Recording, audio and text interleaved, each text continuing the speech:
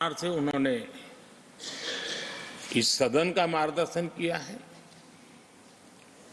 देश का मार्गदर्शन किया है। वो हमेशा हमेशा जब भी हमारे लोकतंत्र की चर्चा होगी तो कुछ माननीय सदस्यों की जो चर्चा होगी उसमें माननीय डॉक्टर मनमोहन सिंह की योगदान की चर्चा जरूर।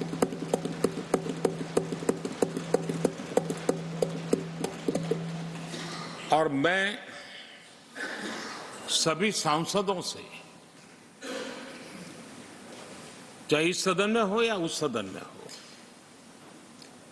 जो आज है वो शायद भविष्य में आने वाले हो, मैं उनसे जरूर कहूंगा कि ये जो माननीय सांसद होते हैं किसी भी दल के क्यों न हो, लेकिन जिस प्रकार से उन्होंने अपने जीवन को कंडक्ट किया होता है, जिस प्रकार की प्रतिभा के दर्शन उन्होंने अपने कार्यकाल में कराए होते हैं, उसका हमने एक गाइडिंग लाइट के रूप में सीखने के लिए प्रयास करना चाहिए। मुझे याद है उस सदन के अंदर लास्ट कुछ दिनों में एक वोटिंग का अवसर था, विषय तो मैं छूट गया मेरा, लेकिन पता था कि विजय ट्रेजरी बैंक की होने वाली है।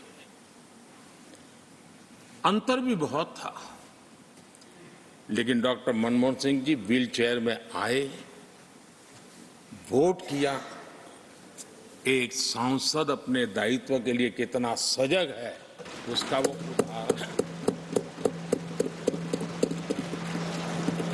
वो प्रेरक उदाहरण था। इतना ही नहीं, मैं देख रहा था कभी कमेटी के चुनाव हुए, कमेटी मेंबर्स के, वो व्हीलचेयर में वोट देने आए। सवाल ये नहीं है कि वो किसको ताकत देने के लिए आए थे, मैं मानता हूं वो लोकतंत्र को ताकत देने आए थे।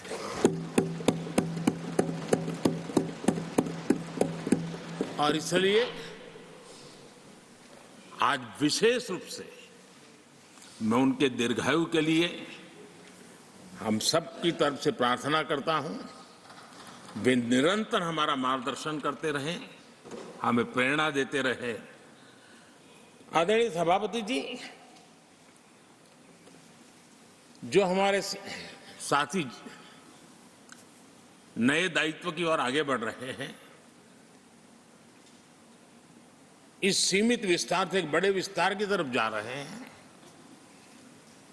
राज्यसभा से निकल करके जनसभा में जा रहे हैं, तो मैं मानता हूं उनका साथ, यहां का अनुभव, इतने बड़े मंच पर जा रहे हैं तब देश के लिए एक बहुत बड़ी पूंजी बनकर के निकलेगा।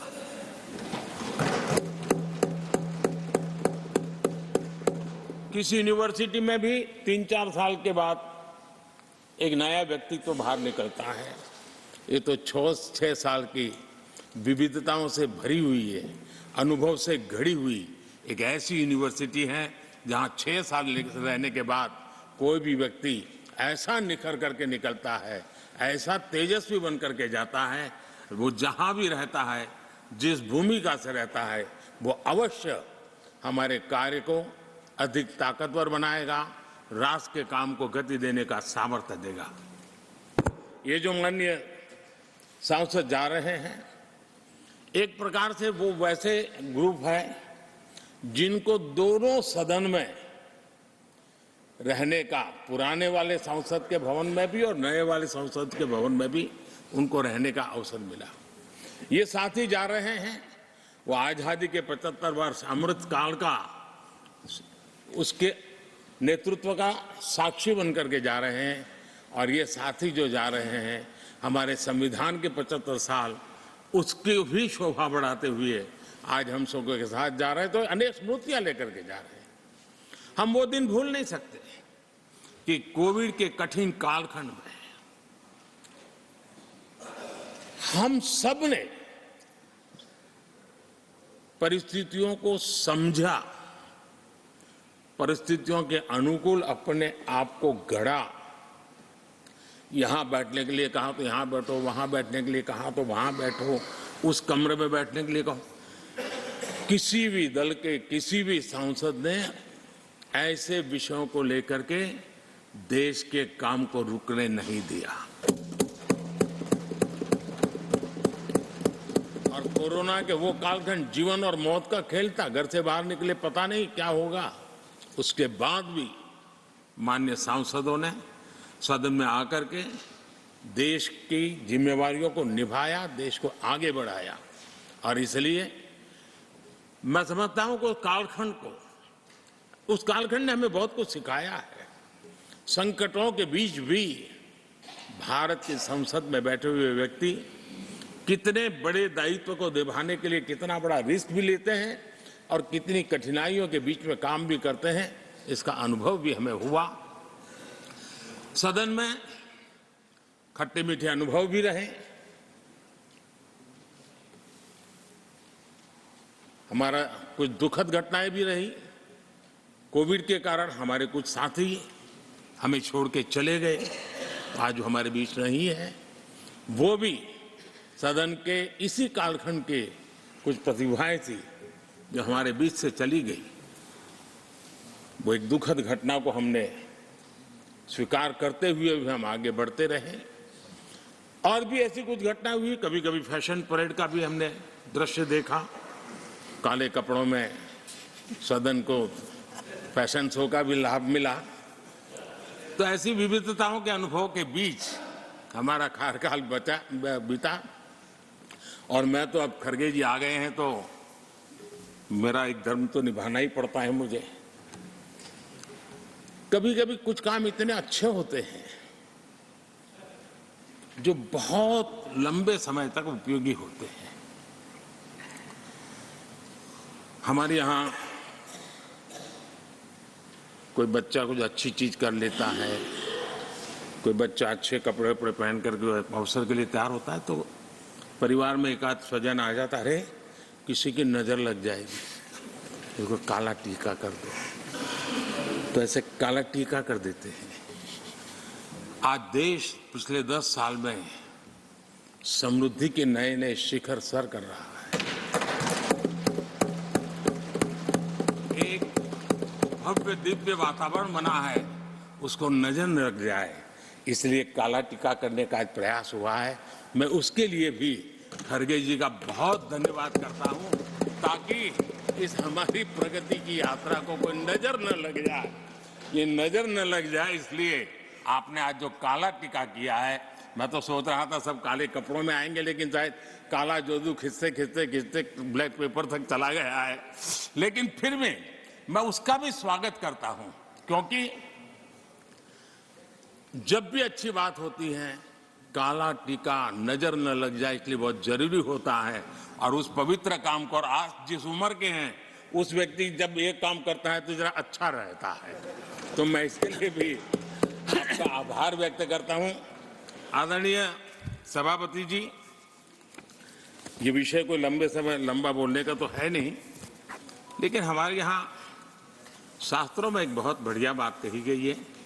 शायद हमारे सब साथी जा रहे हैं तो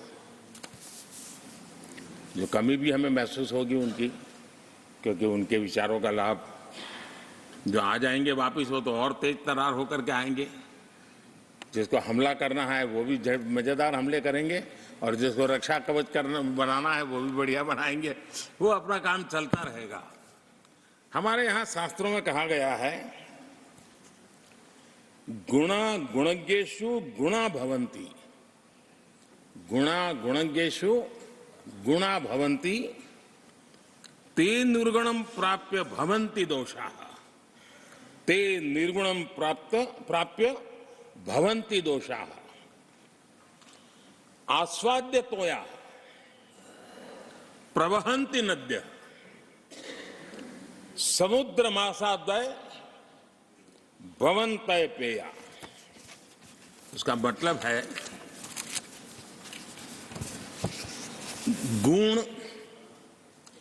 गुणी लोगों के बीच रहकर गुण होते हैं।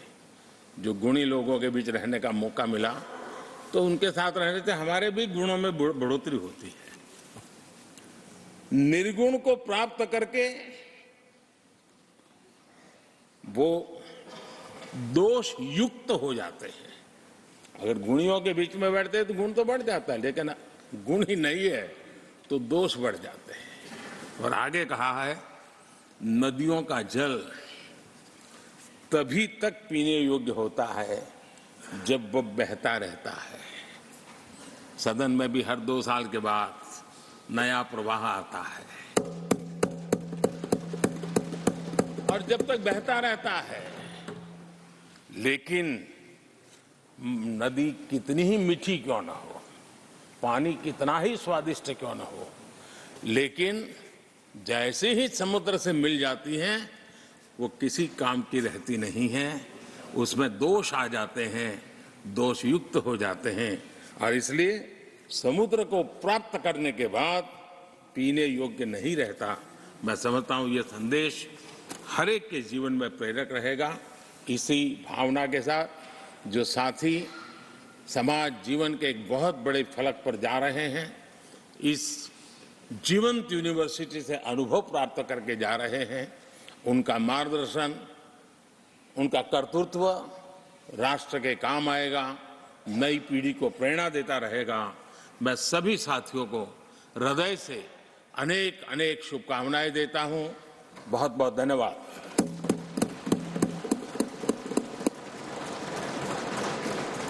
राज्यसभेतून पंतप्रधान नरेंद्र मोदी हे बोलत होते आणि कोरोनात खासदारांनी परिस्थिती समजून घेतली, त्याचबरोबर संसदेत अनेक चांगले वाईट जे अनुभव आले त्याबद्दल नरेंद्र मोदींनी भाष्य केले। 10 वर्षात विकासाची शिखर गाठली असं देखील नरेंद्र मोदी म्हणाले।